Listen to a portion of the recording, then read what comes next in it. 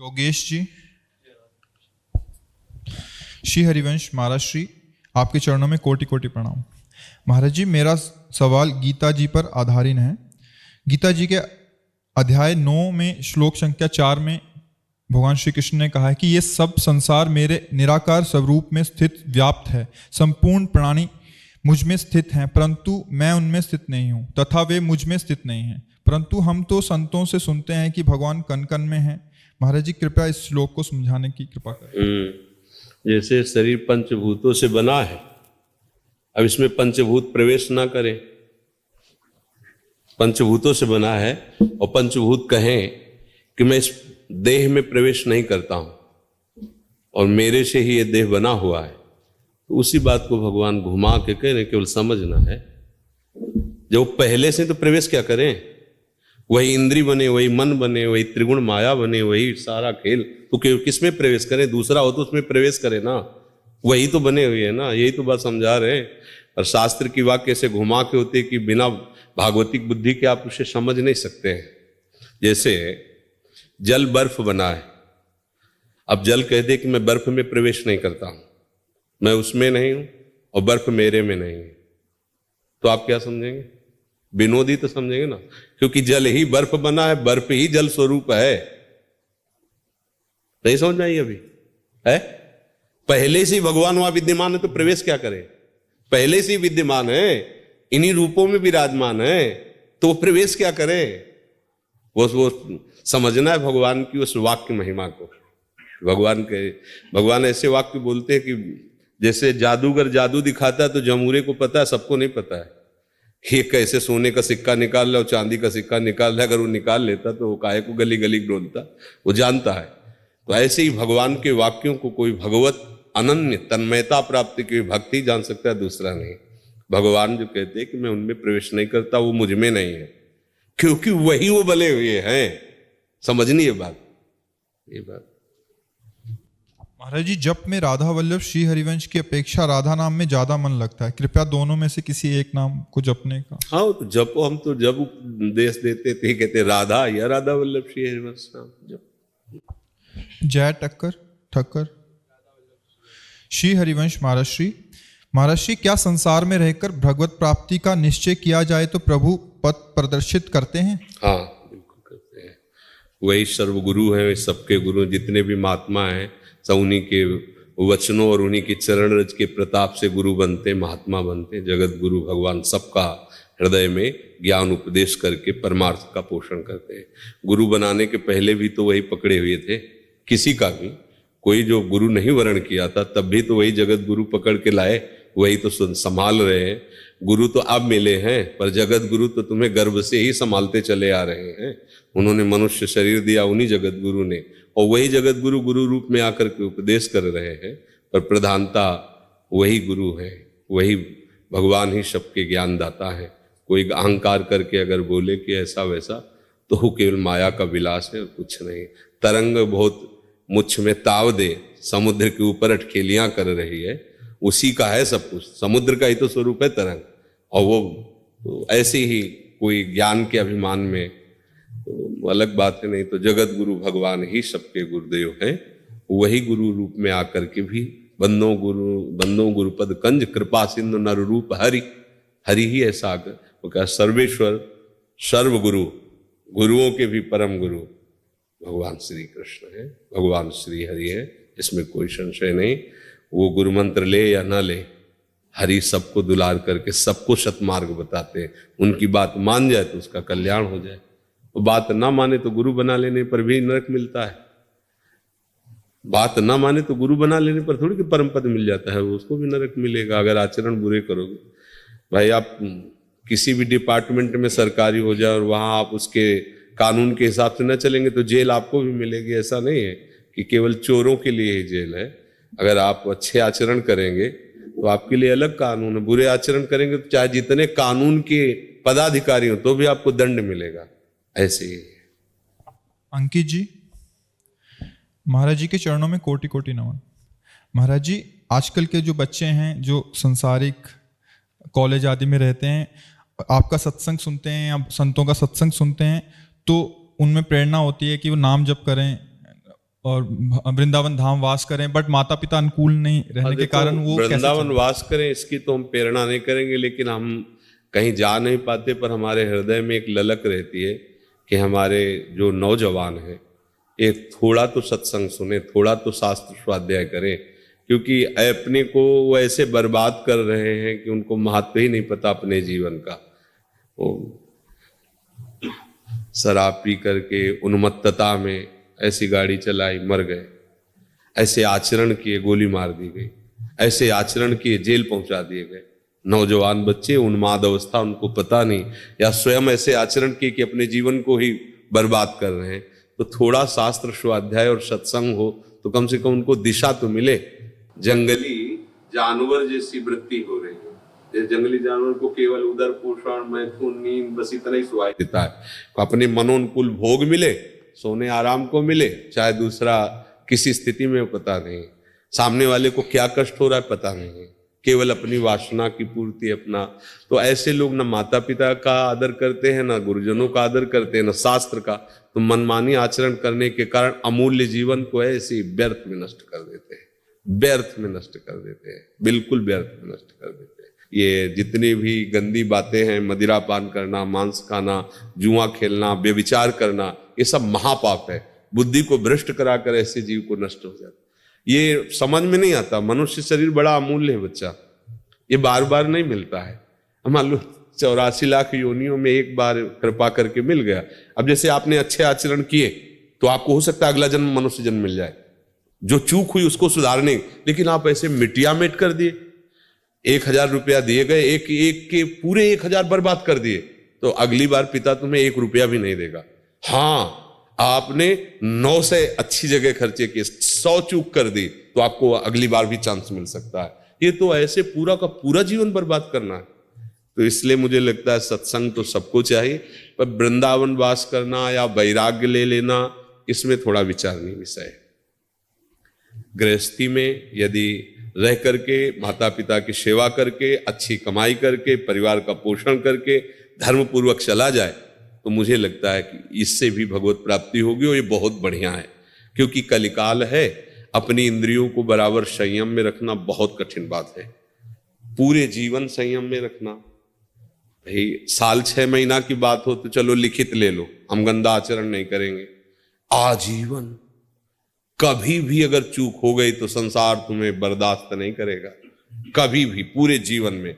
अब आज का खान पान, आज का दृश्य, आज का समाज, तो नए नए बच्चे जैसे जुड़े ना, तो हम प्रभु से यही मनाते रहते कि बस इनकी रक्षा करना, इनकी बुद्धि शुद्ध रहे, क्योंकि बुद्धि शुद्ध रहेगी तो पार हो जाए।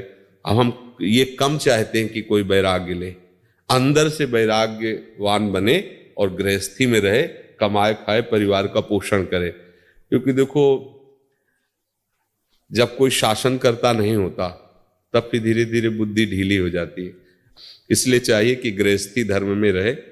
अगर मन थोड़ा भी फिसड्डू नजर आवे कि फिसल सकता है, तो वैराग्य नहीं सोचना चाहिए। फिर घर गृहस्थी में ब्याह करे, धर्म से चले, माता पिता को भगवान मानकर उनकी सेवा करे, और जवानी है खूब मेहनत करो, धर्म से कमाओ, दूसरों का हित करो, मंगल करो, भगवान प्रसन्न हो जाएंगे। हम वृंदावन वास या भगवत प्राप्ति, फिर तो ऐसी बात होनी चाहिए कि हमारे आसपास सारे विषय हों, फिर भी मेरा मन चलाए मानना हो, ये पहले चेक कर ले, क्योंकि ये आग का खेल है, इसमें फिर चूक हो जाती है तो बर्दाश्त कोई नहीं करता है। हाँ जी, अपने श्रीमुख से राधा नाम देने, राधा राधा इतना तो जरूर है। जैसे आप लोग नजदीक आए, उनमें से कोई शराब न पीना, मांस न खाना, जुआ न खेलना, पराई बहन बेटियों की तरफ गंदे आचरण मत करना, इतना साधु समागम का इतना तो हो, भजन करो, भगवत प्राप्ति, ये तो बहुत आगे की बात। पहले इतना सीख ले कि जीवन में कभी हम शराब नहीं पिएंगे। क्यों बच्चा है? नहीं पिएंगे, नहीं, आगे के लिए भी कह रहे हैं। क्योंकि नए बच्चे हो ना, जैसे नए नए बच्चे कि यार क्या बाबाजियों के चक्कर में फंस के तुम। मुझे लगता है माता पिता को भी चाहिए कि कहीं ना कहीं अपने भक्तों के संग से बच्चों में संस्कार डालने चाहिए। तो अब आज का समय ऐसा है कि टेलीविजन और ऐसे चरित्र दिखाए जाते हैं कि महात्माओं पर श्रद्धा ही नहीं रह गई। कुछ मतलब गंदे लोग इस भेष का दुरुपयोग करते हैं, कि भाई देखा पूज रहा है मनमानी आचरण, तो इसको ऐसे डाल लिया है। ना कोई गुरु परंपरा है, ना कोई वैष्णव संप्रदाय है, ना कोई भजन पद्धति, बस डाल लिया मांगना, ये दुनिया की दलित दुराई करना। अब लोग बोलते क्या है, बोले साधु संत ऐसे बोल देते हैं। अब वो तो भेष है, तो सब संत साधु ऐसे नहीं होते। प्राण त्याग सकते लेकिन कुमार्गगामी नहीं हो सकते। प्राण त्याग सकते हैं लेकिन किसी का मंगल साधु ते होए न कार्य जान, ऐसे थोड़ी है। भगवान के मार्ग के पथी कैसे थोड़ी होते हैं। तो जरूर साधु संग से बुद्धि शुद्ध होती है, और शुद्ध बुद्धि में ही जीवन मंगलमय होता है। ना कहीं साधु संग में श्रद्धा हो तो शास्त्र स्वाध्याय करे, गीता है, भागवत है, रामायण है, बड़े सरल सरल महापुरुषों ने ग्रंथों की रचना की, उनका स्वाध्याय, तो बुद्धि शुद्ध होती है उससे। ठीक है। दिनेश जी, सदगुरुदेव भगवान के श्री चरणों में कोटि कोटि नमन। महाराज जी, ग्रस्त में रहते हुए प्यारी जू की स्मृति चिंतन कैसा बने निरंतर, उनकी निजता का कैसे अनुभव करें, निरंतर कृपा कैसे अनुभव में आए, और कैसे उनके निज जन हो और ठसक बढ़े। देखो, जहां हमारी महत्व बुद्धि होती है वहां हमें चिंतन करना नहीं होता, स्वाभाविक होता है। प्रगट में देखो, हम देह का चिंतन करते नहीं पर कभी भूलते नहीं है। हमारे अंदर महत्व बैठ गया भोगों का, महत्व बैठ गया शरीर का, महत्व बैठ गया रिश्ते नातों का। अब हम श्री जी को अपना वाणी से कहते हैं पर अंदर से महत्व अन्य का है, इसीलिए निरंतर भजन नहीं होता। अगर केवल एक संबंध श्री जी से रह जाए, जैसे मीरा जी कहती ना, मेरे तो गिरधर गोपाल दूसरो न कोई, फिर ये प्रश्न नहीं रहेगा, फिर प्रश्न रहेगा, फिर तो मन बुद्धि चित्त अहम ये उन्हीं की ठसक में भर जाएंगे, उन्हीं का सतत चिंतन होता रहेगा। बस साधना इसी बात की कि हमारा कोई प्रिय न रह जाए, हमारा कोई अपना न रह जाए, हमारा कहीं महत्व न रह जाए, बस इतने की साधना है। शेष आगे सब कृपा से आपको खुद अनुभव में आने लगेगा। ये अपने तरफ से करना होगा, क्योंकि हम ही ने संबंध माना है और इसे हमें ही छोड़ना होगा। अगर हम माने हुए संबंधों का राग बनाए रखे तो हमारा पतन हो जाएगा। तो कोई कहे गृहस्थी में कैसे त्यागे, भाई बाबा जी तो सब त्याग के बैठ जाए, लेकिन गृहस्थी में राग त्यागने की बात कहते हैं। राग त्यागने का सहज उपाय है, हमारा जिससे जो संबंध है हमें उसके प्रति क्या कर्तव्य करना है, बस ये करते रहें। उसका हमारे प्रति क्या कर्तव्य है ये मांग ना करें तो राग का त्याग हो जाएगा। समझ पा रहे? ये हमारे माता है, हमारे पिता है, हमारी पत्नी, हमारा पुत्र है, ये हमारा इनके लिए क्या कर्तव्य है उसका आप पालन करो तो राग नष्ट हो जाएगा और प्रभु से अनुराग होने लगेगा। हम फंस कहां जाते हैं कि हम इनके पति हैं तो इसका हमारे प्रति क्या कर्तव्य है, हम इनके पुत्र हैं तो इनका हमारे प्रति क्या कर्तव्य है। हम अपने कर्तव्य को तो छुपाए हुए हैं, अपने कर्तव्य को तो देख नहीं रहे, उनका हमारे प्रति क्या कर्तव्य होना चाहिए, बस इसी में हम फंस जाते हैं। इसे कहते हैं राग, और जो राग का परिणाम होता है द्वेष, क्रोधावेश, तभी अपने पूज्य जनों पर वो हाथ उठा देता है, गाली देता है, या घर में लड़ाई झगड़ा करता है। कारण उसका होता है वो सही समझ ना होने के कारण, नहीं तो घर में रहते हुए भी वो महात्मा है। अपने कर्तव्य को देख करके सबके प्रति अपना व्यवहार जो शास्त्र सम्मत है वैसा करे तो आप देखो राग नहीं रह जाएगा। ये युक्ति है। गृहस्थी में रहते हुए भी वो सबकी सेवा करते हुए भी वो राग रहित रहेगा। जैसे गोपीजन अपने घर में ही थे, कहीं किसी से कोई भी राग नहीं था और सबकी सेवा कर रहे थे, गौ सेवा, पति सेवा, पुत्र सेवा, सबकी। जैसे एक उत्तम गृहिणी ऐसे दिनचर्या थी उनकी, पढ़ के देख लो, धान कूटना, लीपना, पोतना, सब कार्य वैसे ही थे, पर किसी से राग नहीं था, ना अपने शरीर से न किसी शरीर संबंधियों से। हर समय श्री कृष्ण अनुराग में मगन रहते, महान रास में उनका प्रवेश हो गया, वो श्री कृष्ण की प्यारी बनी। बस यही हमारी भक्ति का स्वरूप होना चाहिए। हम अपने कर्तव्य से मन को न चुराएं, जो हमारा कर्तव्य हम उस वो हमारे प्रति कैसा बर्ताव करता है ये हमें नहीं देखना, वो हमें सहना है। हम अच्छा कर रहे हैं, वो हमारे साथ बुरा कर रहा है, तो हमारा कोई प्रारब्ध है, हम उसे सह रहे हैं, पर हम बुरा नहीं कर सकते। हम अच्छा ही करेंगे तो हम साधु बन जाएंगे, हमें ठाकुर जी श्री जी से अपनापन हो जाएगा, हमें उनकी याद आने लगेगी। और जहां हम अपनापन इधर किया और इनका मेरे प्रति ऐसा कर्तव्य होना चाहिए, बस सारा संसार इसी में असंतुष्ट है। आप देख लो, इसी में असंतुष्ट है। हमने इसको पढ़ाया लिखाया और ये हमारे साथ ऐसा बर्ताव, ये क्योंकि उनको भगवान का भरोसा नहीं, भगवान का आश्रय नहीं। उन्होंने तो आश्रय नाशवान शरीरों का लिया, जल रहे हैं, अशांत हैं। और भक्त भगवान के आश्रित होता है, सब में भगवत भाव करके अपने कर्तव्य का पालन करके अंतिम तक केवल भगवान का ही भरोसा रखता है, वो पार हो जाता है। एक भरोसो एक बल एक आश विश्वास, एक राम घनश्याम हित चातक तुलसीदास। बस अपने आराध्य देव में, तो चाहे गृहस्थ हो चाहे विरक्त हो। अब मान लो हम संत वेश में आ गए और सावधानी नहीं, तो तुमसे ज्यादा हम परिवार इकट्ठा कर लिए। अगर हम राग माने तो तुम्हारे परिवार में तो 2-4 लोग होंगे, या तो हजारों की संख्या में है, फिर बन गए। राग रहित तो लाखों होने पर भी दूसरों न कोई, और राग सहित तो एक लंगोटी भी राग में फंसा के गिरा सकती है। एक लंगोटी का राग भी उसे ब्रह्म प्राप्ति में बाधा पहुंचा सकता है। और राग रहित तो चक्रवर्ती सम्राट अम्बरीश जी, कोई फर्क नहीं। बस ये समझना है, राग और वैराग्य का भाव हम बाहरी भेष में न ले जाएं, हम उद्देश्य में ले जाएं। उद्देश्य ठीक है, वो सब ठीक है। मानसी जी गाजियाबाद से। श्री हरिवंश, हमारे गुरुदेव भगवान के चरणों में कोटि कोटि नमन।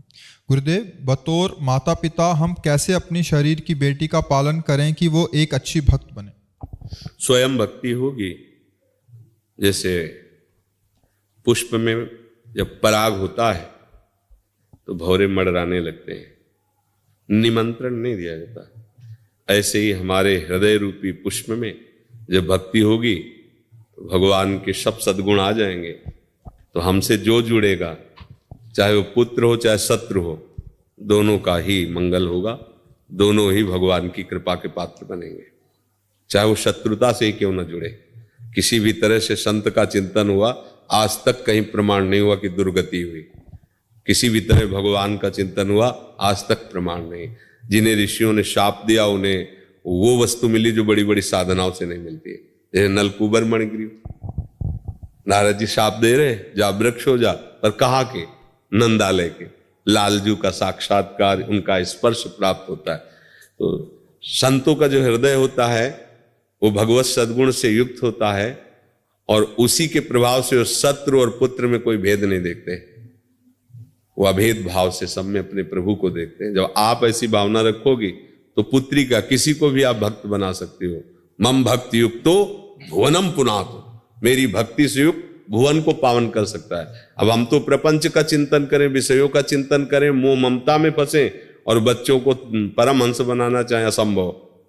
पहले खुद अपने आप को भक्ति के रंग में रंगे तो उसकी सुवास, उसके आचरण उस पर प्रभाव डालेंगे, नहीं तो असंभव है।